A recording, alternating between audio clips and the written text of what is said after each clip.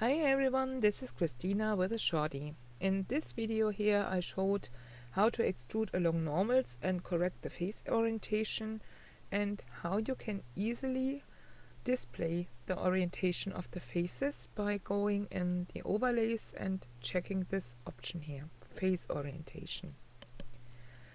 Maybe you don't like red or blue, and now with Blender 2.82 beta we have the option to change those colors. That doesn't change anything about the functionality, but yeah, you can just change the colors by going into the preferences. Let me pull this to this side here.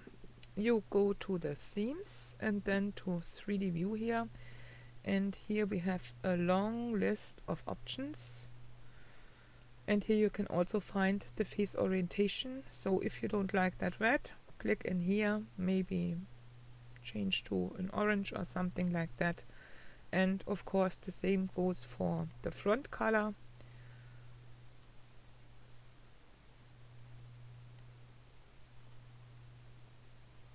So if you like it better that way, then you can change those colors.